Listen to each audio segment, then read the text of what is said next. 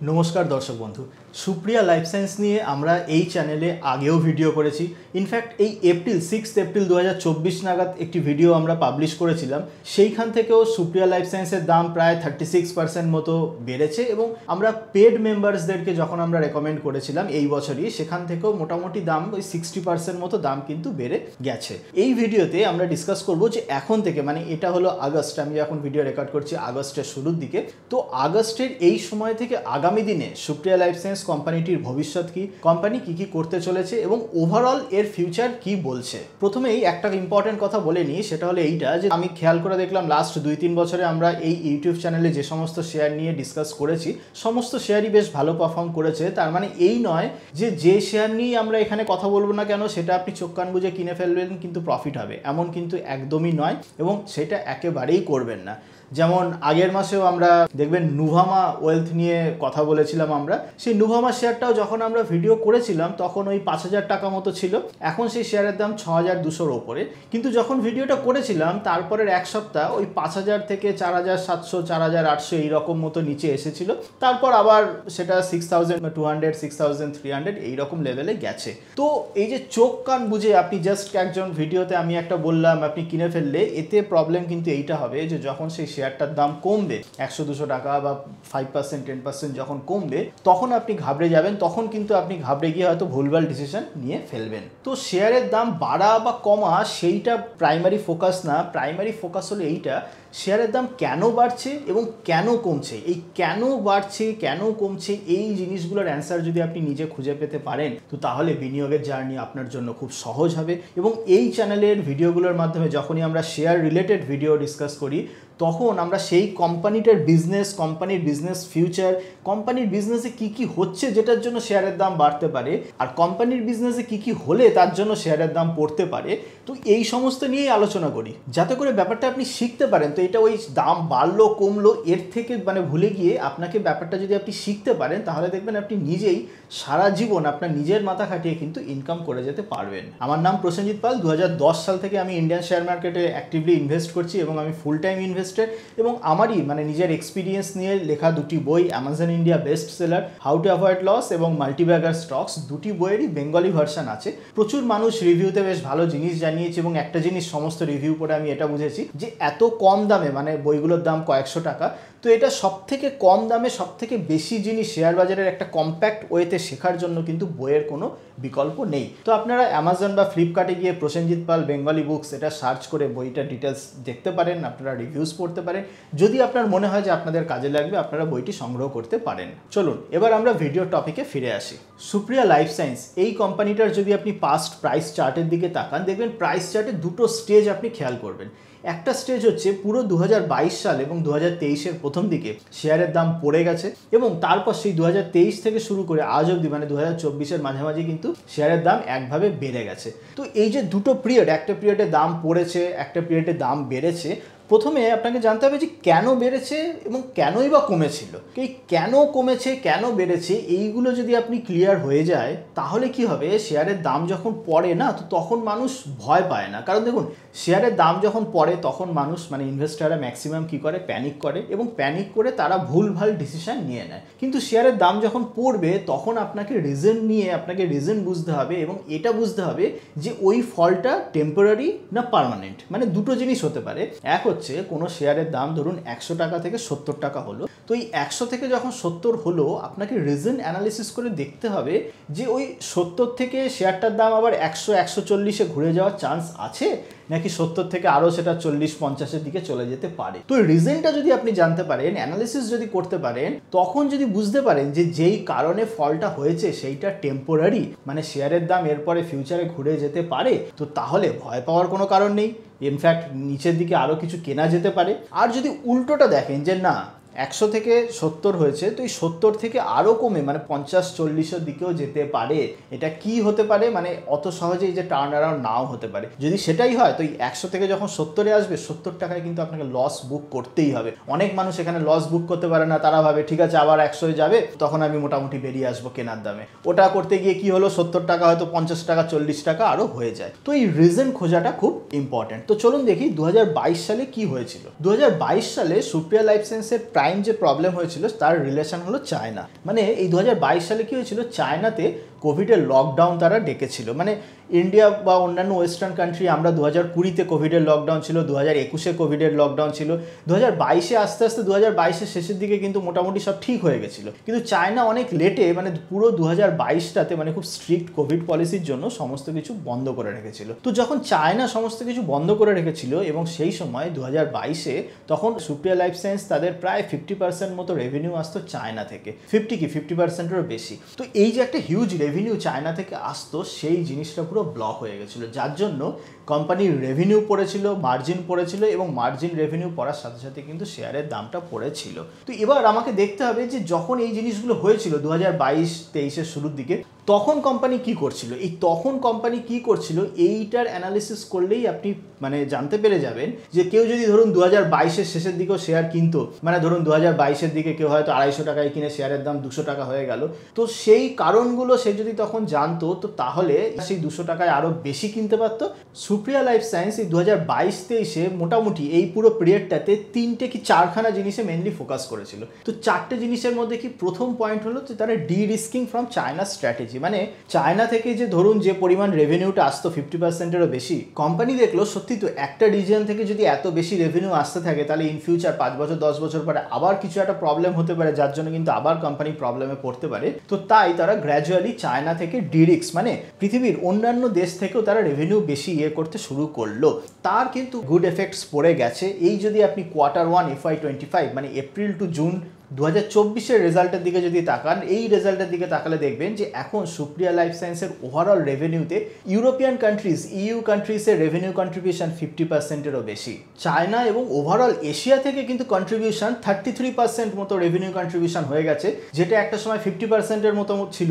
সেই FY22-এর দিকে 50% ছিল। ইনফ্যাক্ট এই ইমেজও দেখতে পারবেন যে এক বছর আগেও যেটা 45-এর মতো ছিল সেইটা কিন্তু কমে 33% এশিয়া বা চায়নার রিজিয়ন থেকে কন্ট্রিবিউশন কমে গেছে। এবং ইউরোপ যেহেতু ইটসেলফ অনেক কটা কান্ট্রি, মানে ইউরোপ তো কোনো ছোট জায়গা নয়, ইউরোপের মধ্যে একটা অনেক বড় এরিয়া। তো এখন আজকের দিনে যদি আপনি এই ডিভিশনটা দেখেন তো দেখবেন মোটামুটি তারা ওভারঅল ওয়ার্ল্ড মানে বেশ মোটামুটি ভালোভাবে তারা ডাইভার্সিফাইড হয়ে গেছে, কোনো একটা পার্টিকুলার দেশের ওপর তাদের কিন্তু আর বেশি নির্ভরশীলতা নেই। সেকেন্ড, সুপ্রিয়া লাইফ সায়েন্স যেটা করেছিল সেটা হচ্ছে তাদের টপ যে প্রোডাক্ট, সেই টপ প্রোডাক্টগুলোকে মানে যেই যেই দেশে আছে সেই দেশ ছাড়াও অন্যান্য দেশে তারা পুশ করেছিল। মানে এই ল্যাটিন আমেরিকা বা US এই সমস্ত দেশে কিন্তু আগে তাদের সেলস খুব কম ছিল, যত দিন গেছে এই সমস্ত জায়গায় কিন্তু প্রোডাক্ট পুশ হয়েছে। মানে অলরেডি যেটা তাদের টপ 3 সেলিং প্রোডাক্ট সেগুলো অন্যান্য দেশে পুশ করার ফলে আজকের দিনে দাঁড়িয়ে কিন্তু ওই সমস্ত দেশের থেকেও রেভিনিউ আসা শুরু করেছে। 3 নম্বর কি করেছে? 3 নম্বর, সুপ্রিয়া লাইফ সায়েন্স 2022-23 ইনফ্যাক্ট আজও প্রত্যেক বছর 7টা 8টা 9টা 10টা করে ANDA ফাইলিং করছে। ANDA ফাইলিং করছে মানে যে কোনো মেডিসিনকে সেল করতে গেলে, যে কোনো মেডিসিন আপনার যদি রেগুলেটেড মার্কেট বা সেমি রেগুলেটেড মার্কেটে যদি সেল হয় তো তার জন্য পারমিশন লাগে।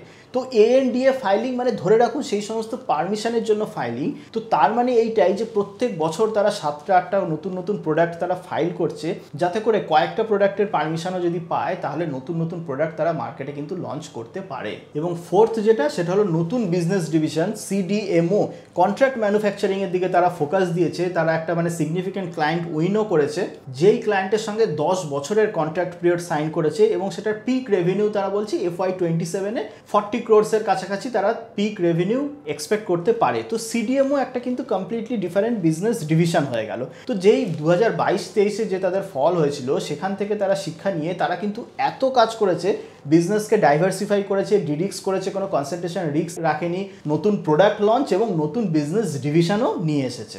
Future of Supriya life science. এবার যদি আমরা ফিউচার ভবিষ্যতের দিকে তাকাই তো তাহলে এইটা দেখবো যে কোম্পানি 547 কিলোলিটার থেকে ক্যাপাসিটি ইনক্রিজ করে প্রায় 900 কিলোলিটার করেছে, যেটা Q2 FY25-এর শুরুর দিকে যেটা ইমপ্লিমেন্ট হতে চলেছে। এবং এটা ছাড়াও ম্যানেজমেন্ট তাদের ইন্টারনাল টার্গেট 1000 crore রেভিনিউ ক্রসের ইন্টারনাল টার্গেট রেখেছে over the next 2-3 years with margin expansion. তো তার মানে বুঝতেই পারছেন যে এই সমস্ত পজিটিভ ফ্যাক্টরসকে যদি আমরা একত্রিত করি তাহলে অবভিয়াসলি এখনও ফিউচার পোটেনশিয়াল কিন্তু এখনও বেশ যথেষ্ট রয়েছে। এবং তার সাথে সাথে রিস্কও কিন্তু সেম রয়েছে, কারণ রিস্ক দেখুন যে কোনো ফার্মা কোম্পানি রেগুলেটরি রিস্ক একটা অনেক বড় রিস্ক। আগে যেটা প্রোডাক্ট কনসেন্ট্রেশন বা কান্ট্রি কনসেন্ট্রেশন ছিল সেইটা অনেকটা কমেছে, বাট একেবারে যে নীল হয়ে গেছে সেইটা কিন্তু নয়। তো এরপরে যেটা ইনভেস্টাররা যেটা ভাবে যে তাহলে প্রাইস টার্গেট, এখন আমি যখন ভিডিওটা করছি 500 টাকার কাছাকাছি মোটামুটি শেয়ারের দাম রয়েছে, তো এবার প্রাইস টার্গেট কি হতে পারে, কখন আমরা শেয়ারটা সেল করব। তো এখানে বলে রাখি আমরা হলাম SEBI registered research analyst. Supriya life science আমাদের পেড মেম্বার্সদের মধ্যে অলরেডি একটা রেকমেন্ডেশন রয়েছে। তো এই কখন সেল করব প্রাইস টার্গেট এটা কিন্তু আমরা আমাদের পেড মেম্বার্স জন্য তাদেরকে জানাই। পেড মেম্বারশিপের লিঙ্ক ভিডিওর নিচে ডেসক্রিপশনে দেওয়া থাকবে, আপনি চেক করে নিতে পারেন। এবার যদি বলেন যে না আমি পেড মেম্বারশিপে যাব না, আমি জাস্ট ইউটিউবের ফ্রি ভিডিও দেখে ইনভেস্ট করব, তখন আপনাকে কি করতে হবে, তখন আপনাকে clear exit strategy, clear price target নিজেকে বার করতে হবে। কি করে সেটা করবেন, সেটা হচ্ছে প্রচুর কল আছে, প্রচুর ইনভেস্টার প্রেজেন্টেশন আছে, কনফারেন্স কল, মেনলি ট্রান্সক্রিপ্ট পড়তে হবে। এই যে আমি এত ইনফরমেশন যে বললাম এগুলো হচ্ছে লাস্ট 2 বছরের আমরা যে স্টাডি করেছি তার একদম সংক্ষেপে খুব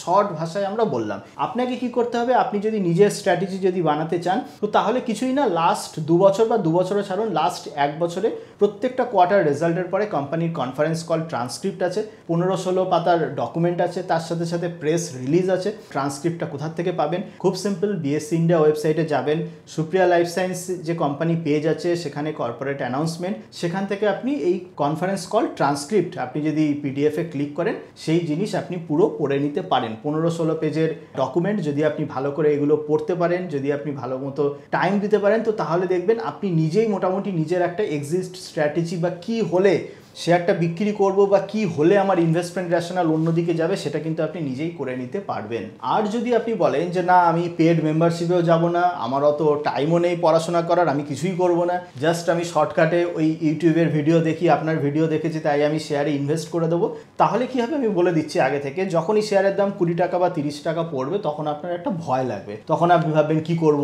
এবার কি বেচে দেবো, প্রফিটটা বুক করে নেবো নাকি এখনো ধরে রাখবো, কারণ আপনি তো কিছুই জানেন না। মানে যে ধরুন কিছুই জানে না, সে 500 টাকায় একটা শেয়ার কিনে 550 টাকা বা 600 টাকায় যখন শেয়ার হয়ে যায়, ওই 600 থেকে যদি শেয়ারের দাম 550 হয়ে যায় তার মনের মধ্যে ভয় আসবে যে 550 থেকে আবার আমার কেনা দামে চলে আসবে না। তো আপনি যদি পড়াশোনা করেন বা আপনি যদি আমাদের পেড মেম্বারশিপে থাকেন, তখনও যদি হোল্ড রেকমেন্ডেশন থাকে তখন এই সমস্ত জিনিস হবে না। তো আপনি যদি ওই বলেন না আমি পেড মেম্বারশিপেও যাব না, আমি পড়াশোনাও করব না, তখন আপনার এই সমস্ত প্যানিকগুলো হবে। যে কোনো শেয়ার 5%, 10% বা 20% পড়লে আপনার প্যানিক হবে, আপনি তখন আমাদেরকে হোয়াটসঅ্যাপে বলুন, ইমেলে বলুন, নানা রকম জিজ্ঞেস করতে থাকবেন, আমরা সেই সমস্ত কোশ্চেনের উত্তর দিই না। তার কারণ এটা হলো রেগুলেটরি যে রেস্ট্রিকশন আছে সেই রেগুলেটরি এগেইনস্টে আছে। রেগুলেটরি এটা বলছে, রেগুলেশন এটা বলছে যে যেহেতু এটা আমাদের পেড রেকমেন্ডেশন, আমরা আমাদের পেড মেম্বারদেরকে দিয়েছি, তো যখন আমরা এক্সিট কল দেব প্রত্যেকটা পেড মেম্বারকে অ্যাট এ সেম টাইম আমাকে এক্সিট কল দিতে হবে।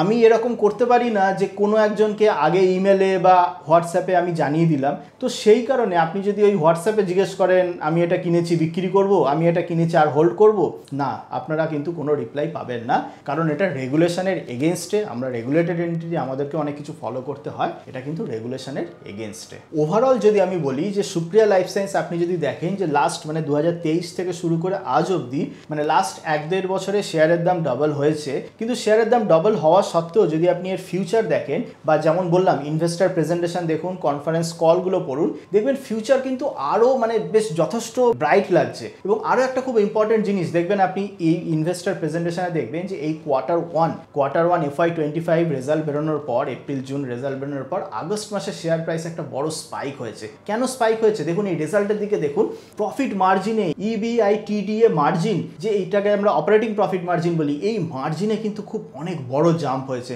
আমরা খেয়াল করে দেখুন, আপনারা মানে অনেকেই আমাদের যে মাল্টিব্যাগার স্টকস যে বাংলা বই আছে বা আমাদের যে কোর্স আছে সেই সমস্ত কোর্সে আমরা খুব বলে থাকি যে 1 BPS মার্জিন এক্সপানশনও কিন্তু খুব মানে পজিটিভ। যদি কোনো কোম্পানি 50 BPS 100 BPS বলতে মানে 1%ও যদি কোনো কোম্পানির মার্জিন এক্সপানশন হয় সেটা কিন্তু সেই কোম্পানির জন্য খুব খুব পজিটিভ। এবং এই মার্জিন এক্সপানশন হওয়ার পরে যদি সেই কোম্পানির মানে যদি এইরকম ফিউচার লাগে যে হাই মার্জিনটা কোম্পানি মোটামুটি ধরে রাখতে পারবে, তো তাহলে কিন্তু সেই সমস্ত প্রাইসের দাম বাড়েই বাড়ে। এই যে আগস্ট 2024-এ আপনি দেখছেন যে সুপ্রিয়া লাইফ সায়েন্সের দাম যে এতটা বেড়েছে, রিজন কিন্তু এইটা এটা যে এত সুন্দর একটা মার্জিন এক্সপানশন হয়েছে, এবং মার্জিন এক্সপানশন হওয়ার পরে কোম্পানি তাদের যে কনফারেন্স কল হয়েছে সেই কনফারেন্স কলেও ফিউচার নিয়ে বেশ যথেষ্ট হোপফুল। মানে তারা ফিউচার নিয়ে এরকমও বলছে, অনেক দেশ আছে যেমন ব্রাজিলের মতো দেশ আছে যেখানে আগে আনরেগুলেটেড মানে যেগুলো কোম্পানি তারা কোনো লাইসেন্স ছাড়াও ওষুধ বিক্রি করতে পারতো, প্রচুর চাইনিজ কোম্পানি ওষুধ বিক্রি করতো কোনো রকম লাইসেন্স ছাড়া। কিন্তু এখন মানে ব্রাজিল গভর্নমেন্ট তারাও নিয়ম করছে যে না, এই সমস্ত উইদাউট লাইসেন্স ছাড়া কোনো কোম্পানি তাদেরকে ওষুধ বিক্রি করতে পারবে না, বা তাদের ম্যানুফ্যাকচারিংয়ে জিএমপি প্র্যাকটিস ছাড়া তাদের বিক্রি করতে পারবে না। সুপ্রিয়া লাইফ সায়েন্স কিন্তু জিএমপি রেগুলেটেড তাদের ফ্যাক্টরি মানে ম্যানুফ্যাকচারিং সাইট আছে। তো ইনকেস যদি ব্রাজিল এই সমস্ত চাইনিজ কোম্পানিগুলোকে ব্যান করে দেয়, তো তাহলে কিন্তু আবার সুপ্রিয়া লাইফ সায়েন্সের জন্য বেশ বড় অপরচুনিটি কিন্তু সেই মার্কেটে খুলে যাচ্ছে। তো এই যে এই সমস্ত জিনিস আমি বলছি, এগুলো আমি যেমন বললাম যে কনফারেন্স কল আছে 15-16 পাতার কনফারেন্স কল যে পিডিএফ রয়েছে, সেইটা আপনি যদি ভালো করে পড়েন সেই সমস্ত জায়গাতেই আপনি পেয়ে যাবেন। ইন ফিউচার আগেও মানে সামনের দিনেও যখন কোম্পানি তাদের কোয়ার্টারলি রেজাল্ট অ্যানাউন্স করবে, যখন তাদের রেজাল্টের প্রেস রিলিজ আসবে, বা যখন তাদের আবার ইন ফিউচার কনফারেন্স কল আসবে, সেইগুলো পড়ে কিন্তু আপনি আবার ফিউচার নিয়ে অনেকটা প্রেডিক্ট করতে পারবেন। তো অ্যাজ অফ নাও আজকের দিনে দাঁড়িয়ে এইটাই খালি বলবো যে অলদো শেয়ারের প্রাইস ডাবল হয়েছে, ইনফ্যাক্ট আমরা লাস্ট যখন আমাদের পেড মেম্বারদের রেকমেন্ড করেছি তার থেকেও 60% মতো বেড়ে গেছে। তো এমন নয় যে 60% বেড়ে গেছে বলেই আমি প্রফিট বুক করবো, বা 100% বেড়ে গেছে বলেই আমি প্রফিট বুক করবো, তা না। প্রফিট বুক আমি তখন করব যে যখন দেখব যে ইদার আমার ফিউচার পোটেনশিয়াল আর আজকের থেকে ততটা ভালো নেই, অথবা ভ্যালুয়েশন অনেক অনেক বেশি বেড়ে গেছে। তো এই দুটো কন্ডিশনের কিন্তু কোনোটাই এখনো অবধি হয়নি। এখনো অবধি আমরা দেখতে পাচ্ছি যে ভ্যালুয়েশনও বেশ রিজনেবলও আছে, এবং কোম্পানি ম্যানেজমেন্টও কিন্তু তাদের ফিউচার বেশ যথেষ্ট ভালো প্রেডিক্ট করছে। আপনারা যদি সুপ্রিয়া লাইফ সায়েন্স কিনে থাকেন, তো তাহলে আপনারা কমেন্ট সেকশনে জানান আপনি কত প্রাইসে কিনেছেন, এখন কেমন প্রফিট রয়েছে, বা অন্য কোন শেয়ার আপনি আমাদের রেকমেন্ডেশনে কিনে এখন প্রফিটে আছে সেটা আপনারা কমেন্ট সেকশনে জানাতে পারেন। আর আগামী দিনে অতি অবশ্যই এই জাতীয় ভিডিও পাওয়ার জন্য কিন্তু চ্যানেলটিকে সাবস্ক্রাইব করে নোটিফিকেশন প্রেস করে অল নোটিফিকেশন অন রাখুন, এবং ভিডিওটি ভালো লাগলে জাস্ট একটা লাইক করে বন্ধুদের মধ্যে শেয়ার করতে পারেন। চলুন আজকের মতো এই পর্যন্তই, দেখা হবে অন্য কোনো দিন অন্য কোনো টপিক নিয়ে। ততদিন ভালো থাকবেন, হ্যাপি ইনভেস্টিং।